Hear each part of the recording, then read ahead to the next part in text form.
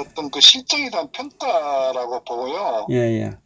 실제 이제 국민 요번에 가장 핵심적인 부분은 젊은 20, 30대가 이 문재인에 대한 어떤 그 매우 비판적으로 돌아섰다는 거 아니겠어요? 그 배경은 결국 젊은 층들이 이제 어떤 삶에 대한 어떤 그런 뭐 취업 문제라든가 여러 가지 어떤 그 자신들의 현재 어떤 생활에 관련된 뭐 그런 문제가 가장 현실적으로 피부적으로 아마 상당히 심각하게 체감했기 때문에 거기에 대한 비판으로 저는 표를 심판했다고 보고 있어요. 그래서 뭐 더더구나 또 원래 어떤 정권 말기에 되면 레임덕 현상이 자연스럽게 오기 때문에 저는 뭐 그런 것들을 복합적으로 어우러져서 이번 그 보궐선거의 어떤 그런 결과로 반영된 거 아닌가 저는 그렇게 판단합니다. 예. 아, 예, 예. 오늘 그 주제 내각제 개헌에 대해서 그 논평을 좀 부탁드립니다. 예. 저는 그렇게 봐요. 아마 지금 사실 이번에 한 60% 정도가 사실은 이제 이 좌파 정권에 상당히 이제 비판적 입장을 견지했잖아요. 표로 이제 심판을 했는데 그 얘기는 결국 이제 그 극렬 문재인 좌파 지지하는 세력 외에는 매번 돌아섰다고 이렇게 보면 돼. 소위 뭐 보수 플러스 중도라고 이제 그 어떤 평가 판단할 수 있는데 뭐 그런 측면에 봤을 때 어쨌거나 이제 문재인 좌파 정권의 어떤 그런 그 실정에 상당히 염증을 느꼈을 거예요. 굉장히 심각한 그 뭐 모든 국민들 경제적인 문제 또 코로나 이런 대처 문제 이런 부분에 더 복합적으로 저는 이제 이번 어떤 그 표를 통해 결과에 대해서 아마 속이 후련하다 이런 부분이 있지만 저는 좀 다른 관점에서 바라보고 싶은 게 예. 그거는 국민들이 느끼는 어떤 그 잠시 어떤 그런 그 감정이고 더 심각한 거는요. 이번 어떤 그 보궐선거를 통해서 정치권에서 앞으로 어떤 그 상황이 벌어지느냐 저는 그 부분을 상당히 주목을 하고 있어요. 예, 예. 그것은 별로 어떤 한마디로 얘기하면은 저는 내각제가 이제 현실화 된다고 저는 판단하고 있습니다. 그러면 오늘 오늘 김종인이 물러난 것도 뭐 내각제 쪽에 합류하기 위해서 물러났나요? 저는 뭐 큰 틀에서 보면요. 예. 나름대로 각자 현 정치권에서 자기 역할 분담론을 이미 갖고 물밑에서 상당히 저는 이미 이 보궐선거 이전부터 공감대를 가져왔었고 또 어떻게 보면은 예측도 했었고 또 그런 차원에서 저는 뭐 각자 그러니까 그게 정치권이든 언론이든 뭐 여러 각 세력들이 아마 거기에 준비하고 있다 이렇게 보거든요. 왜냐하면은 우리가 알다시피 지난 박근혜 대통령 탄핵에 대한 핵심적 배경은 내각제였거든요. 사실 그 당시에 이제 박 대통령 탄핵시킨 목적이 개헌이 핵심이었다. 개헌에는 이제 두 가지 이원집 정부제하고 순수 내각제 부분인데 A든 B든 간에 기존 어떤 정치 세력들은 개헌을 목적으로 사실 국정농단이라는 거는 하나의 개헌을 시키기 위해서 박 대통령 힘을 빼기 위해서 하나의 저는 뭐 선전선동에 불과한 어떤 그런 도구였다 이렇게 저는 보고 있어요. 네. 거기에 이제 언론에서도 뭐 상당히 관여하고 특히 뭐 아시다시피 JTBC나 중앙일보 같은 경우는 가장 전면에 나선 것도 홍석현 회장이 아마 그런 내각제에 대한 상당히 그 양반도 뭐 집착하는 사람이기 때문에 그런 차원에서 아마 제반 세력들이 저는 결국은 내각제가 주목적이었다는 것을 이미 뭐 다 주지하고 있는 사실이라고 보고요. 예. 그리고 지금 사실 이제 내각제를 하기 위해서는요. 예. 한 몇 가지 전제 조건이 있어요. 일반적으로. 예. 첫째 어쨌거나 현직 대통령이 노하게 되면 절대 개헌이 이루어질 수가 없거든요. 네.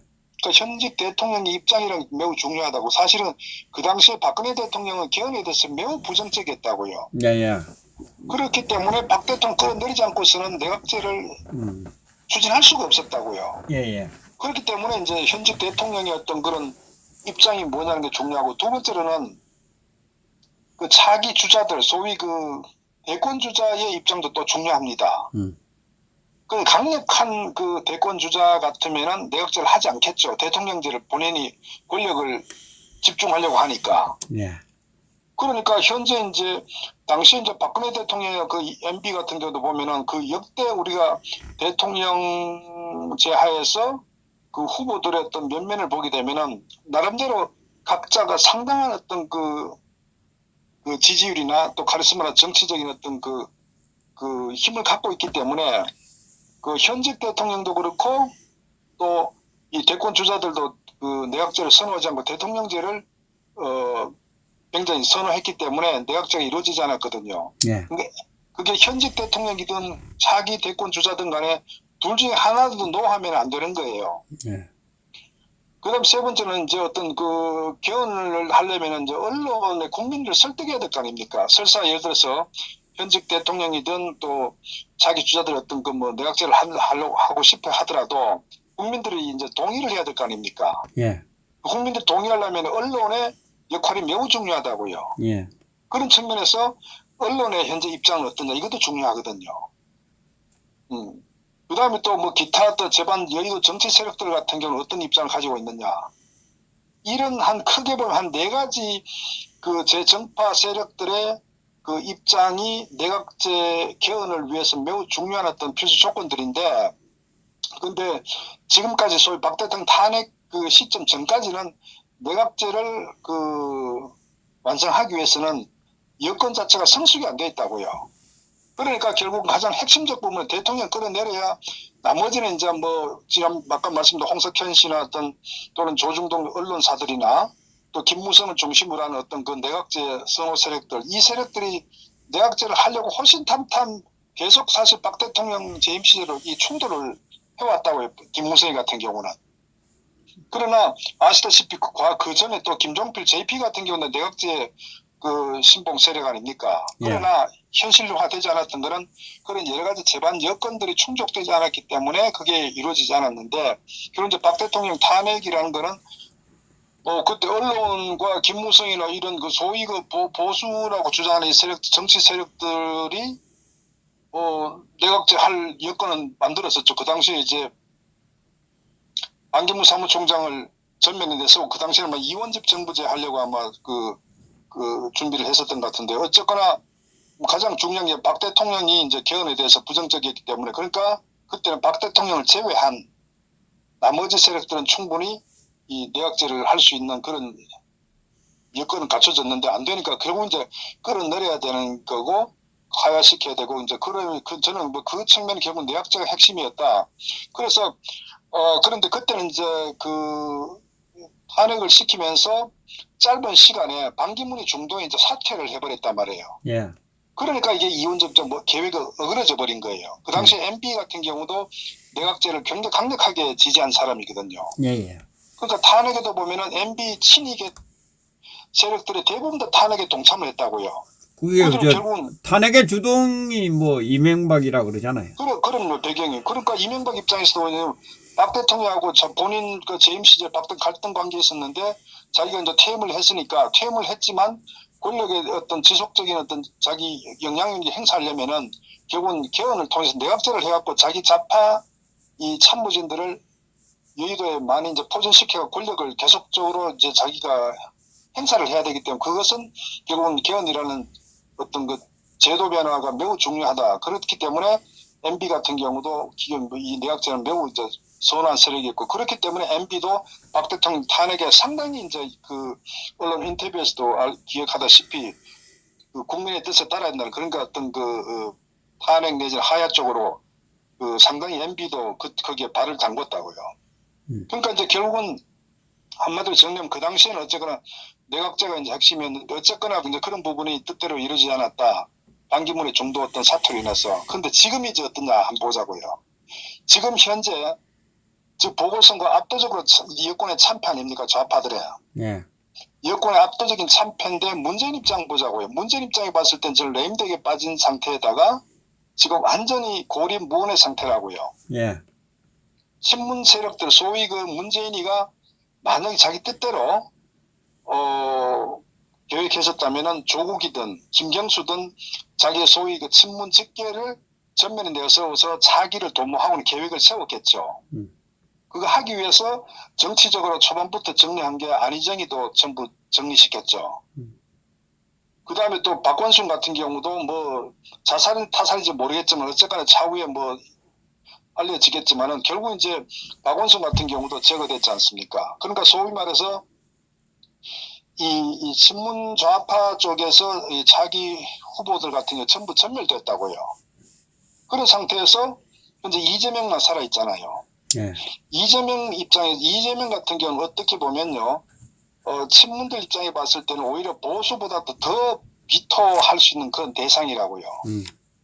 그렇기 때문에 소위 문재인 입장에 문재인을 지지하는 문재인 집권 세력 입장에 봤을 때는 요번에 어떤 그런 자기 신의 어떤 후임을 완전히 전부 다 이제 그 정리돼 버렸기 때문에 이제 믿고 의지할 세력이 없다는 거거든요. 거기다가 이번에 그 보선의 어떤 그 대참패로 인해서 레임드가 급속히 됐을 때 결국 이제 문재인이 갈 곳은 어딥니까? 소위 이제 보수파 국민들이 이 기대하는 어떤 문재인이가 깜빵으로 가야 된다 이런 저 어떤 그 생각들 많이 하고 계시죠. 실제 뭐 문재인도 본인이 결국 전임 두 대통령을 이제 후속시킨 어떤 그 전력이 있기 때문에 본인도 상당히 거기에 대한 심리적인 압박을 많이 받을 거예요. 자, 그런 상태니까 어떤 그런 상황에서 자기를 지켜줄 대상이 아무도 없다 이거죠. 그러면 문재인이 뭘 원하겠습니까?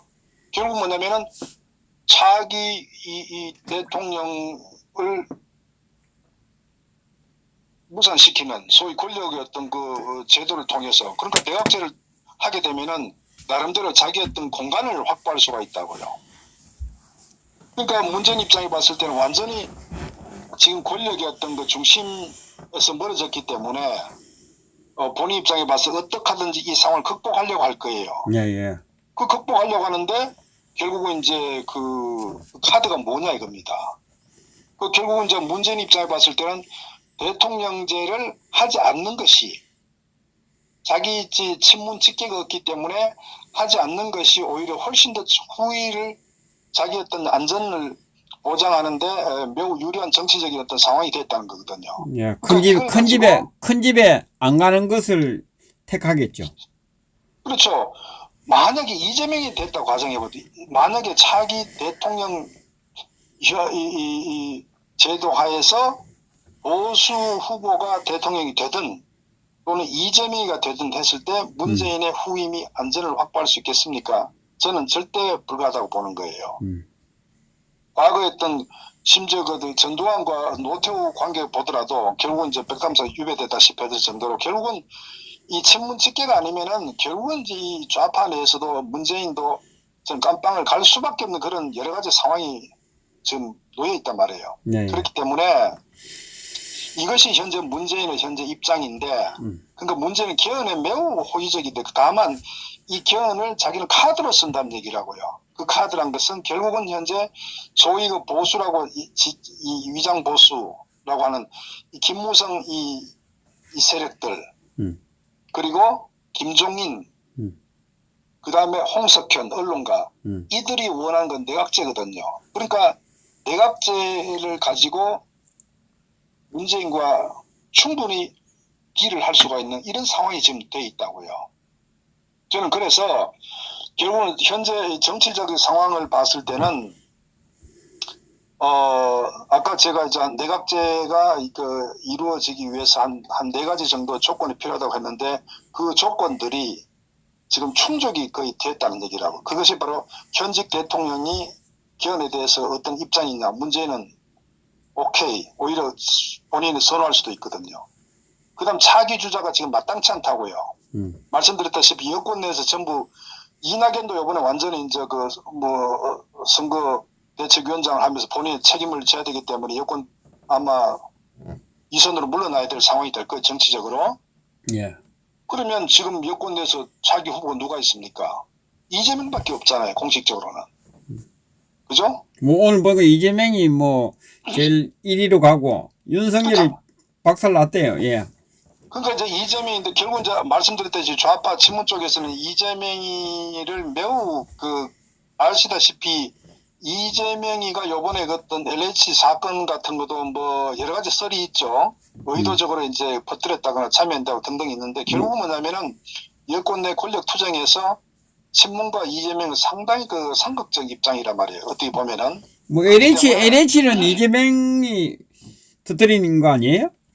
그러니까 이제 정치적인 뭐 배경이 있겠죠. 뭐 네. 그런 실제 물론 있는데 그러니까 제가 드리고 싶은 말씀은 그러니까 문재인 입장에 봤을 때는 말 한마디로 고립무원 상태다 여권 내에서도. 그러니까 문재인이 범좌파의 후보라고 보지만은 친문과 비문 입장에 봤을 때는 서로 정치 어떤 갈등적 관점 봤을 때는 이재명은 문재인과의 관계가 매우 껄끄러운 관계다. 이렇게 이제 볼 수 있기 때문에 그래서 제가 봤을 때 이제 그 차기 주자라고 하지만 사실 이재명도 비토 세력이 많이 있기 때문에 또 이제 지금 나오는 게 윤석열 얘기하죠. 윤석열은 저는 개인적으로 근본적으로 그 아킬레스건 취약점을 갖고 있는 인물이다. 저는 그렇게 보기 때문에 본인도 알 거예요. 그리고 윤석열은 그 강력한 정치 지지 세력을 갖고 있지 않다고 저는 보여요. 어떤 자금이든 조직이든 간에.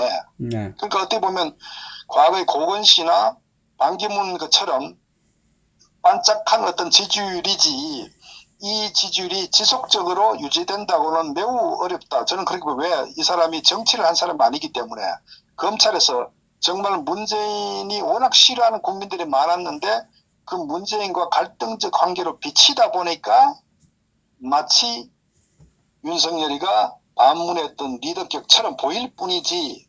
그러나 저는 어떤 시간이 지났을 때 윤석열도 거품이 대폭 빠지면서 중도 하차할 가능성이 저는 매우 크다고 보기 때문에 그렇다면은 현재 정치권에서 그 대선 후보가 탄탄한 그러니까 장기적으로 정치 세력을 조직을 등에 업은 그런 그 후보자는 없다. 저는 그렇게 보는 거예요. 그렇기 때문에 여의도에서는 아마 봤을 때 그 소위 그 리더를 따를 만한 어떤 지도자가 없는 거예요. 차기 강력한 후보가 없기 때문에 고만고만하기 때문에 결국은 저는 그런 측면에서 지금 내각제를 거부할 강력한 차기 주자가 존재하지 않지 않느냐. 저는 그것이 내각제 개헌에 한 발 더 다가갈 수 있는 그런 정치적 환경이다. 그 다음에 또 언론 입장 봤을 때 이 언론이란 것도 결국 언론의 요즘 언론의 핵심은 홍석현 아닙니까? 중앙일보와 JTBC가 언론의 우리나라 이 주류 언론의 핵심을 갖고 있다. 그리고 홍석현 같은 경우도 결국은 내각제 아주 그 선호 세력이란 말이에요. 그 이자들이 결국은 김종인 같은 경우도 보면은 내각제를 아주 주창하는 세력이라고요. 그러니까 지금 현재 정치권과 언론 어떤 차기 주자 그룹들 또 현직 때 이 전체의 어떤 내 그룹이 봤을 때 내각제를 거부할 세력이 아무도 없다는 거라고요. 그렇기 때문에 저는 이번에 사실은 어떻게 보면은 선거에서 만약에 뭐 좌파가 어느 정도 일정 그 방어를 했다 그러면은 문재인 입장에 봤을 때 가능하면은 자기가 권력을 지속하려고 이제 도모하겠지만은 완전히 이제 무너져 버렸기 때문에 저는 그래서 문재인은 완전히 그 코너에 몰린 상태에서 아마 소위 그 김무성이나 홍석현이나 김종인 이런 자들과 또 여권 내에서도 호남을 어떤 잘못 박지원이나 이런 자들도 전부 내각제를 선호한 세력이기 때문에 아마 전체적인 상황이 내각제로 방향을 틀 상황이 저는 뭐 굉장히 농후하다. 저는 이제 그렇게 보고요. 또 특히 또 한 사항은 현재 전면에 나서고 있는 이 소위 그 위장 보수 세력들의 탄핵 주동 세력들이 현재 그 권력의 중심에 서 있다고요. 국민의힘 자체가. 예. 뭐 그런 상태에서 언론의 홍석현이나 이자들 같은 경우 뭐 조중동도 마찬가지로 전부 언론에 이제 그 탄핵에 상당히 가담했던 주동 세력들이기 때문에 검찰 내에서도 모두가 탄핵으로부터 자유로울 수가 없다고요. 그러면 그 말씀드린 탄핵의 종국의 완성은 뭐냐면 내각제입니다. 그러니까 지금은 이제 뭐 사법적으로 대법에서 확정 판결을 해버렸죠. 정치적으로 탄핵을 시켰죠. 근데 완전히 이제 정말 이 탄핵을 역사 속에 묻어버리려면은 제도적으로 내각제를 개헌을 해버리면은 탄핵은 완전히 끝나버린다고요. 당대에서는 끝이 나는 그런 사건으로 돼버린다고요. 역사에서는 뭐 어떻게 평가될지 모르겠지만 그렇기 때문에 현재 언론 세력과 저는 뭐 여기 이 탄핵에 가담했던 현 그 정치 전면에 나와 있는 세력은 전부 탄핵 주동 세력들이 이들이 지금 권력의 힘 중심에 서 있단 말이에요. 그렇기 때문에 이들은 결국 탄핵을 완전히 그 굳히는 역사로 묻어버리는 어떤 그런 정치적 행위가 결국은 내각제 기원 아닌가 저는 그렇게 봅니다. 그래서 현재 내각제를 그 반대할 비토할 세력이 어디에도 존재하지 않는다는 거. 다만 국민들이 이제 그 반대를 해야 되는데 말씀드렸다시피 언론이 완전히 현재는 장악을 한 상태고 현 주동 세력들과 언론이 한편이기 때문에 저는 한 두 달 정도만 아마 그 언론에서 패널들 나와가지고 대통령제 폐에 대해서 뭐 전직 두 대통령이 전부 다 감옥에 갔고 그건 권력을 사유화하려고 하는 농단이었기 때문에 이 권력의 집중이 대통령에 몰렸기 때문에 이게 이런 불행한 사건이 터졌다. 그렇기 때문에 앞으로 이 제도 개혁이 권력의 어떤 구조 변화가 필요하다. 이런 식으로 아마 선전선동하면요 국민들 다 공감합니다. 맞습니다. 그리고 또 문재인이가 이렇게 개판친 것도 결국은 대통령제 폐해다. 이런 식으로 언론에서 한 두 달만 떠들면요 국민들 거의 80~90% 넘어가 버립니다. 두 대통령을 이 대통령제가 이 박근혜 정부, 이 지금 문재인 정부 폐해를 받지 않느냐 이러면서 이제 그러니까 내각제로 가겠죠. 예. 그러니까 거기에 저는 홍석편 또 중앙조선일보 이런 그 사주들이 아마 그 드라이브를 걸 거예요. 왜냐면요 언론들도 권력의 어떤 그 편중된 것보다는 내각제를 개헌을 통해서 자기들 그 발 아래에 의원들을 컨트롤하는 구조가 훨씬 더 자기 언론의 어떤 권력을 확대시키는 데 도움이 되거든요. 예. 그렇기 때문에 제가 말씀드렸다시피 현재 모든 여건이 완벽하게 내각제를 위해서 지금 그 상황이 지금 완전히 짜여져 있다. 저는 이제 그런 상황이고 말씀드렸던 마지막 국민들이 그걸 거부할 수 있는데 지금 제가 봤을 때는 이미 언론이 그렇게 가버리면요. 저는 뭐 국민들도 제가 볼 때는 한 70~80% 찬성할걸요? 그렇게 갈 거예요. 그래서 저는 이 상황이 요번 그 보궐선거에 뭐 문재인 어떤 좌파가 졌다는 것이 그게 기뻐할 일이 아니라 결국은 국민들은 잠시 기뻐할지 모르겠지만은 이런 기회를 이 정치 여의도 세력들 권력의 어떤 의지하는 세력들은 오히려 정치적으로 이용하려고 하는 그런 절호의 어떤 그 상황이 도래됐기 때문에 저는 그것이 상당히 우려스럽고 걱정스럽게 지금 보고 있습니다. 예. 수고하셨습니다. 네네 감사합니다. 예, 수고하셨습니다.